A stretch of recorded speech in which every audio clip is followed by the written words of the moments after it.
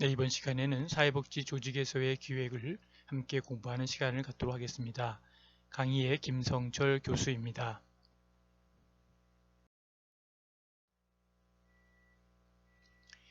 먼저 기획의 의의를 살펴보도록 할 텐데요.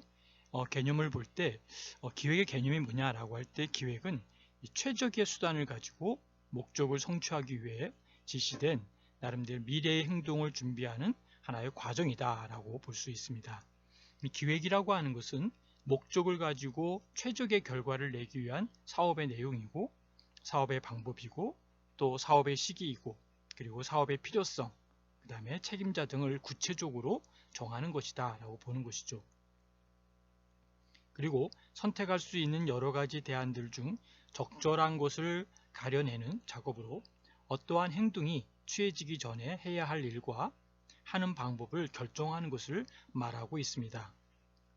계획이라고 하는 것은 조직의 목표를 달성하기 위하여 최적의 수단을 통하여 미래의 행동에 대한 하나 일단의 의사결정을 준비하는 과정이다 라고 볼 수 있습니다.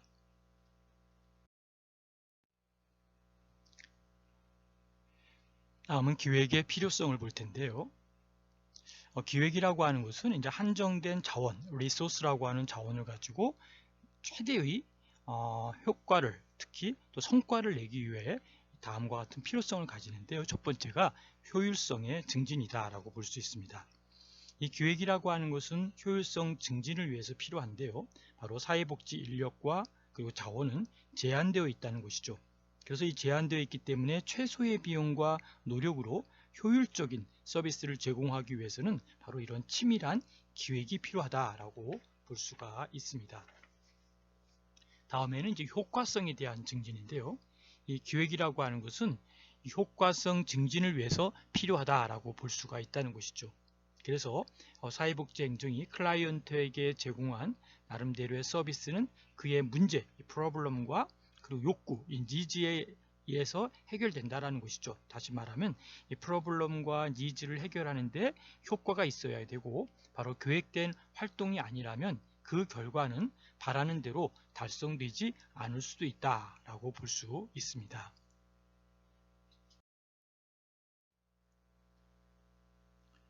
다음은 책임성의 증진이라고 볼 수 있는데요.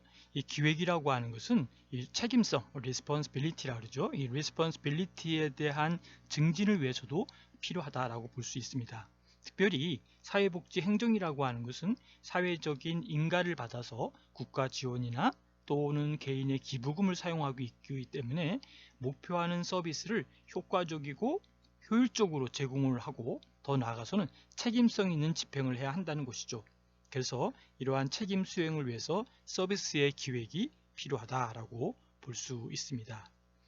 그 다음에 이제 필요한 것은 사기에 대한 양양이다라고 볼 수 있는데요. 기획이라고 하는 것은 사회복지 조직의 사기를 높이는 것이고 사기를 위해서 필요하다라고 하는 것이죠. 그래서 기획 과정에서 많은 조직성원들이 회의를 통해서 참여할 수도 있고 또 참여를 통해 조직성원의 기여와 또 성원들의 의견 수용이 수반되기도 합니다. 그런데 성원들은 자신들의 참여로 계획을 이루는 데에 대한 다시 말하면 인정과 성취감을 얻을 수 있기 때문에 조직성원의 이러한 사기를 높일 수 있다라고 볼 수 있습니다.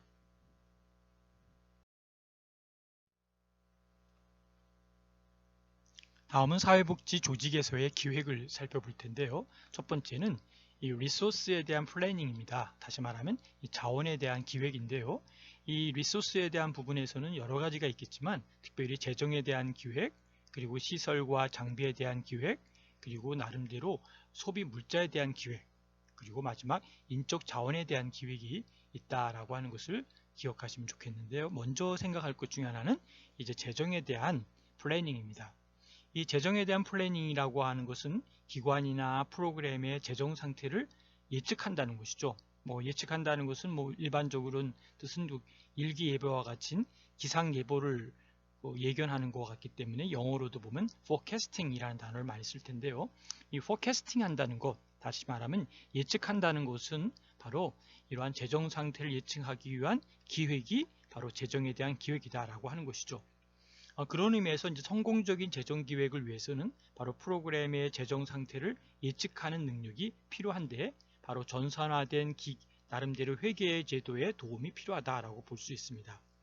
그런 것은 사실 좀 구체적으로 보면은 재정이 부족한 경우에는 서비스의 양이나 범위를 조정하여 자금의 수요를 줄이거나 또 기부금이나 자원 확보를 위해서 노력을 해야 된다라고 하는 것을 참고해 볼 수가 있습니다.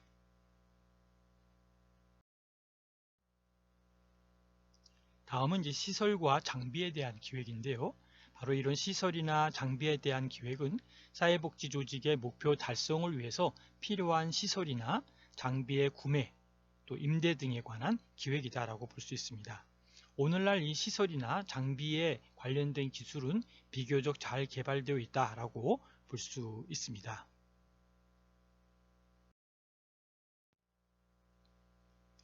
다음은 세 번째 소비 물자 기획인데요.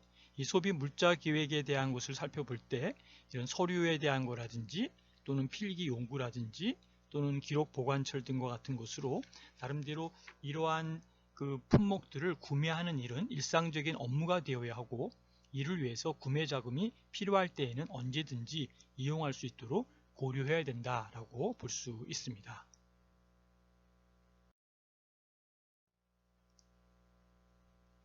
다음은 인적 자원 기획인데요. 인적 자원에 관한 기획은 인적 자원의 확보, 또 인적 자원의 개발, 또 인적 자원의 보상, 그리고 유지 관리 또는 노사 관계 등에 관한 기획이다라고 볼 수가 있는데요. 바로 이것이 기관의 목표 달성을 위하여 필요한 최소한의 자원의 수, 그리고 매년도에 충원되어야 할 직원의 수, 그리고 새로 고용된 직원이 배치되어야 할 부서나 프로그램 등에 대한 내용을 포함해야 된다라고 볼 수가 있습니다. 다음은 전략에 대한 기획인데요. 이 전략에 대한 플래닝이라고 하는 것은 뭐냐라고 할 때, 이 조직에 대한 이 조직의 정체성, 소위 아이덴티티죠. 이 아이덴티티를 명확히 하고 또 무엇을 왜 해야 하는지를 지시해주는 기본적인 결정과 행동 계획을 수립하기 위해 노력하는 것이다 라고 볼 수 있는데요. 이 전략에 대한 플래닝은 어떤 조직의 미래의 성공 여부에 그 조직을 갖고 있는데, 그 미래계획이 갖고 있는 그 미래의 성공 여부를 그 조직이 가진 모든 능력을 조직 외부의 기회와 맞추어 주는 것이죠. 그래서 외부가 갖고 있는 그 기회와 맞추어서 하나의 조종해 주는 이 코디네이터의 역할이죠. 이 코디네이터의 역할로서 코디네이팅하는 그런 조종함으로써 예견하는 것이다 라고 보는 것이 바로 이 스트래티지의 플래닝, 바로 전략의 기회다, 기획이다 라고 하는 것입니다.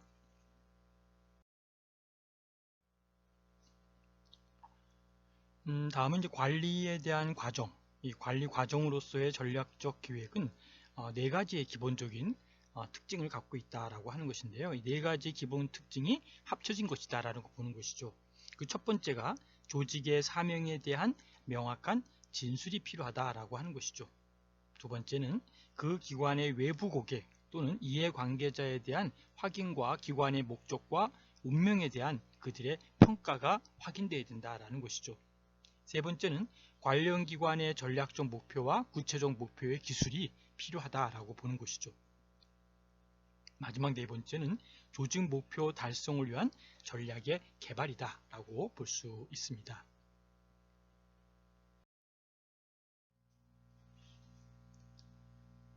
다음은 운영에 대한 기획을 살펴보도록 하겠습니다. 운영에 대한 플래닝은 단기적 목표를 이제 달성하기 위해 운영적 전략을 동원해서 이 계획화하는 과정이 바로 운영 기획이다라고 볼 수 있습니다. 보통 한 회계연도, 즉 1년을 단위로 해서 운영하는 기획인데요. 주로 일선 관리자와 조직 구성원 각자가 담당할 업무를 계획하고, 그리고 일시적 기획과 상시적 기획으로 분류된다라고 볼 수 있습니다. 첫 번째 이제 일시적 기획은 뭘까라고 보면, 일시적 기획은 비교적 이제 짧은 기간이죠. 짧은 기간 내에 이제 어떤 특별한 이 목표를 달성하기 위해서 그 달성하기 위한 계획을 갖고 나름대로 특정 목표가 성취되면 계획으로의 효용성은 이제 소멸되어서 더 이상 필요 없는 계획으로, 다시 말하면 일시적으로 그냥 이벤트성 같은 그런 계획으로 진행을 했다가 더 이상 필요 없는 계획으로 프로그램과 프로젝트로 이제 연결되는 그러한 것이 이제 일시적 기획이다라고 볼 수 있습니다. 다음은 이제 상시적 기획이다라고 볼 수 있는데요. 이 상시, 다시 말하면 일시가 아니라 늘 상시적으로 만들어지는 계획은 뭐냐라고 하면, 일시적 기획과는 달리 이제 일정 기간이 지나면 규칙적으로 일어나는 활동에 상용되는 기획이다라고 하는 것이죠. 그러니까 어떤 이벤트성이 아니라 늘 루틴하게 있었던 것을 얘기를 하는 것이죠. 그래서 이제 조직 내에서 반복적으로 수행되는 업무를 위한 지침을 제공하기 위해서 사용되는 지속적인 계획이다라고 하는 것이죠. 예를 들면 뭐 학사 일정표 같은 경우 보면은 이제 개강에서부터 이제 종강, 졸업식, 입학식, 그다음에 뭐 수시 모집, 여러 가지 이러한 학교의 일정적인 일상들이 있지 않습니까? 그러한 것들의 루틴한 부분들은 상시적인 그런 기획이고, 일시적인 기획은 갑자기 무엇인가 어떤 이변적인 일이 생겼을 때, 돌발적인 일이 생겼을 때, 아니면 특별한 뭔가를 이벤트성을 갖거나 특별 행사를 할 때의 일시적 기획은 그 프로젝트가 마무리되고 그 프로그램이 종료되면 그 프로그램에 대한 지금 계획 짰던 플래닝은 그냥 소멸돼 버리는 이런 부분이 일시적 기획이다 라고 하는 거 두 가지를 비교하면 되겠습니다.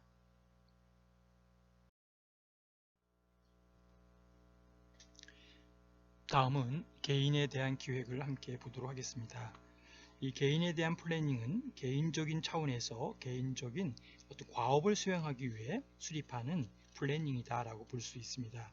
그래서 조직의 업무 수행 과정에서 개인적인 목표를 수립하고 또 활동하는 내용을 설정하는 것이다 라고 볼 수가 있습니다. 그런 면에서 이제 개인적인 목표를 성취하기 위하여 계획을 수립하는데 고려해야 될 요소는 여러 가지가 있습니다.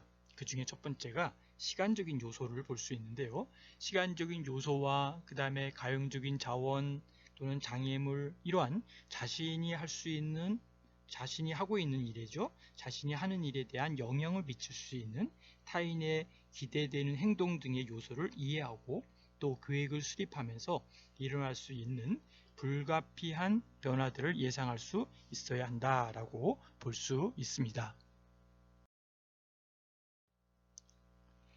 다음은 유사한 과업이나 또는 프로젝트죠. 이 유업이나 어떤 유사한 과업이나 어떤 프로젝트를 가진 사람들의 이전 경험을 활용하여 계획을 설계하여야 된다라고 하는 것이죠.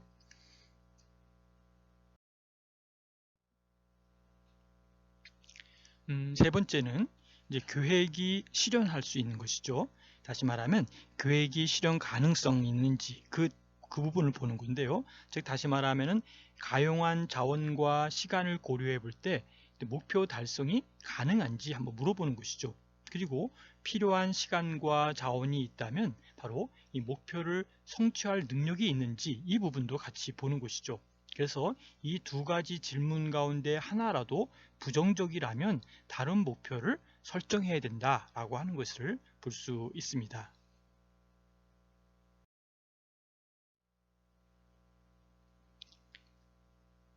개인 계획의 마지막 네 번째는요. 이 계획 속에 점검 지점을 확인하여 점검 지점에 도달했을 때 이제 정보를 평가하고 그 다음에 필요한 경우 계획을 수정해야 된다라고 하는 것을 볼 수 있습니다. 다시 말씀드리면 이 정보를 어떤 이밸류에이션 한다는 것, 이 평가라고 하는 부분은 매우 중요한 포지션을 갖고 있는 것인데요. 이 포지션을 잘 연결해서 그 정보를 평가하고 또 필요한 경우에는 이 정보를 보고 나서 계획을 해봤더니 이거는 아닌 것 같다. 이건 조금 더 또 새로운 전략을 짜야 되기도 하고 새로운 계획을 해야겠다라고 하면 계획을 수정해야 된다는 것이죠.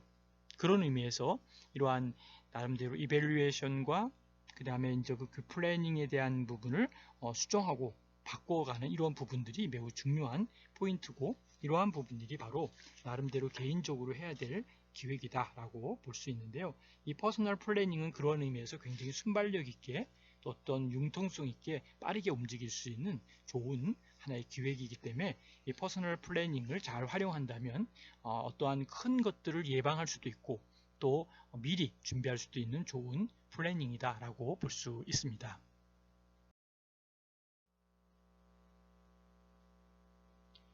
중장기 전략 기획의 수립 중에서 보면 첫 번째가 조직의 환경 분석이라고 볼 수 있는데요. 그 중에 첫 번째로 볼 수 있는 것 중에 하나가 조직의 외부 환경 분석을 먼저 살펴봐야 된다라고 볼 수 있습니다. 그 조직의 내부가 아닌 외부의 환경 분석은 조직의 어떤 처한 상황에 대한 분석이다라고 볼 수 있겠죠. 그래서 조직의 환경에는 조직 스스로 통제하기 힘든 조직 외부 일반 환경과 조직에 직접 상호작용하는 환경인 과업 환경으로 구분할 수 있다라고 볼 수 있겠습니다. 일반 환경 같은 경우에 보면은 조직의 어떠한 그 여러 가지 미시와 거시가 있지만 미시적이 아닌 거시적인 외부 조건으로 정치적인 또는 경제 그리고 또는 인구사회학적인 문화적, 기술적 조금 더 말씀드리면 매크로적인 부분이 바로 이런 거시적인 건데 정치, 경제, 인구사회학, 문화적, 기술적 조건 이러한 부분들의 매크로적인 환경 다시 말하면 거시 환경이라고 볼 수 있는 것이죠.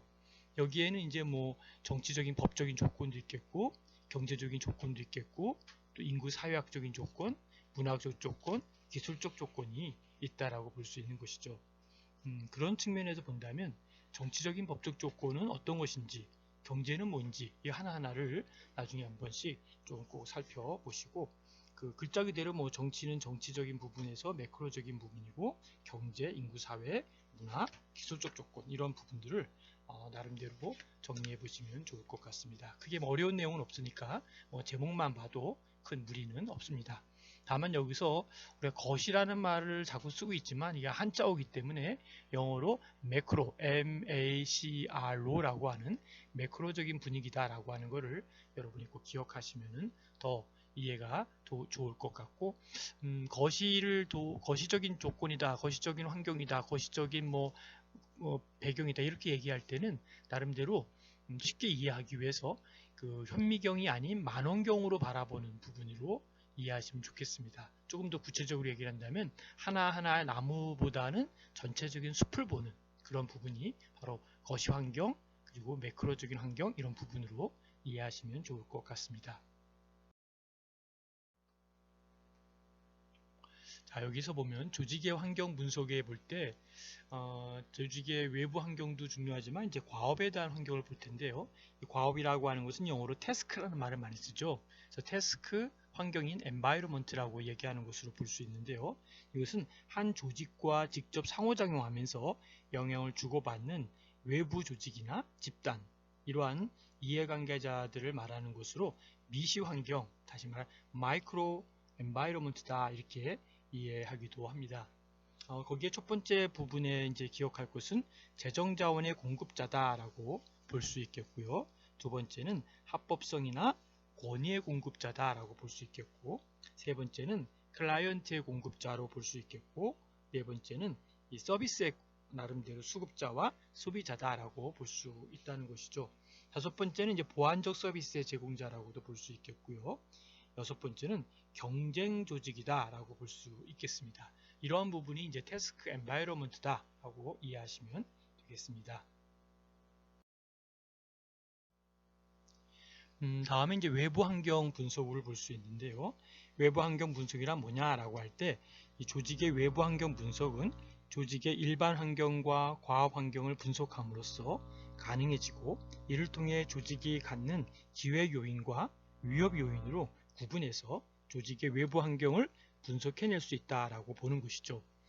그 부분에서 이제 첫 번째 기회 요인으로 볼 때는 opportunity라고 하는 부분이죠. 기회라는 건 opportunity인데요. opportunity 요인으로 볼 때는 외부 환경에서 조직에 유리하게 작용하는 요인으로 이것은 조직의 기회가 될 수 있는 요인이다 라고 볼 수 있는 것이죠. 두 번째는 이제 위협에 대한 요인이죠. 이것은 외부 환경에서 조직에 불리하게 작용하는 요인으로서 조직의 위협이 될 수 있는 요인이 바로 위협 요인이다 이렇게 정의할 수가 있겠습니다. 조직 내부 환경 분석에는요 특별히 어떤 자원과 역량을 이야기하고 있고요. 자원과 역량 중에 자원은 유형적인, 무형적인, 인적 자원을 이야기하고 역량이라고 얘기한다면 어떠한 조직 내부에 공유하고 있는 조직 특유의 총체적인 능력과 기술과 지식과 문화 이런 부분들을 설명하고 있습니다.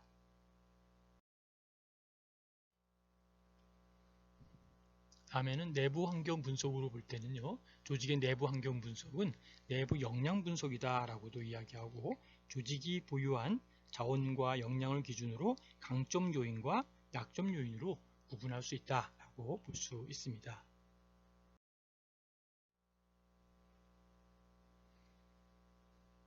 내부 환경 중에 강점 요인은 어떤 것일까요? 바로 조직의 유연성 또는 내부 자원의 풍부함, 또 브랜드의 파워, 그리고 강력한 조직망, 또한 우수한 정보력 등 조직이 보유하고 있는 내부의 자원과 역량 중 긍정적인 요소를 바로 우리가 보는 강점 요인이다 이렇게 볼 수 있습니다.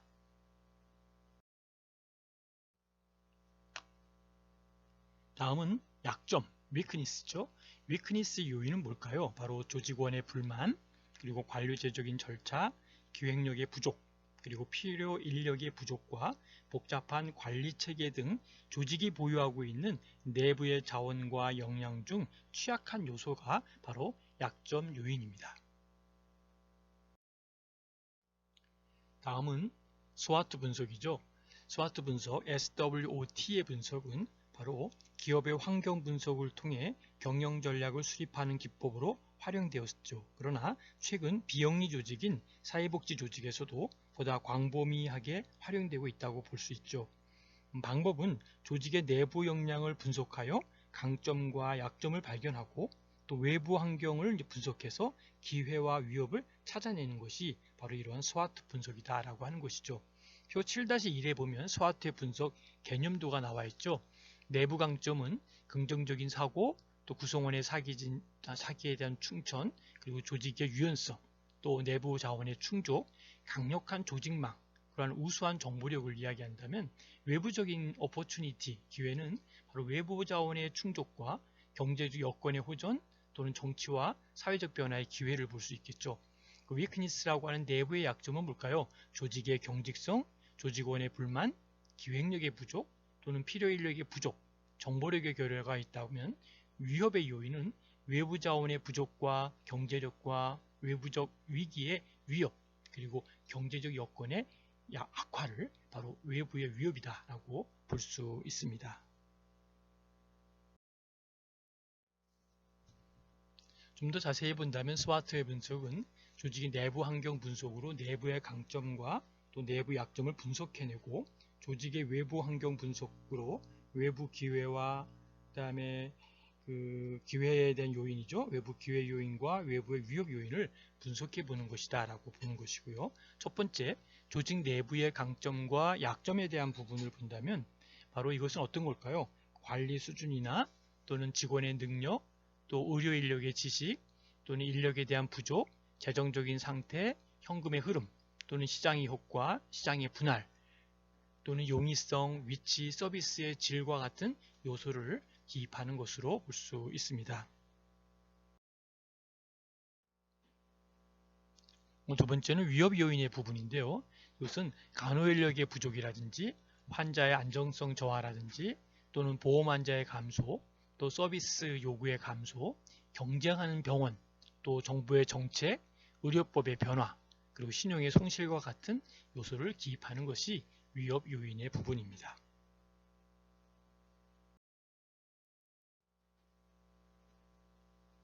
다음은 opportunity, 기회 요인의 부분인데요.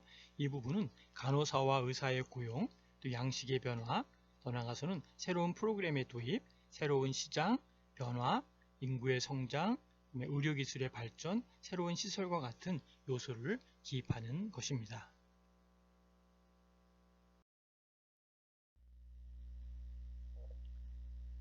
자, 이번 시간에는 사회복지에서 특별히 조직이 어떠한 기획 속에 나타나야 되는지 사회복지 조직 속에서의 플래닝, 기획에 대해서 배웠고요. 더 나아가서는 조직이 어떤 환경 분석을 가지고 있는지 또 이 환경 분석이 얼마큼 중요한지에 대해서 배웠습니다. 특별히 스와트 분석에 대해서 함께 보면서 우리가 나가야 될 방향 또 어떻게 우리가 이 부분을 이끌어 가야 되는지 이러한 것을 조금 더 구체적으로 함께 공부하는 시간을 가졌습니다. 여러분 끝까지 경청해 주셔서 감사드리고요. 더 나아가서 좀 더 토론과 질문을 하시길 원하시는 분들은 카톡으로 연락을 주시면 답변 드리도록 하겠습니다. 수고 많으셨습니다.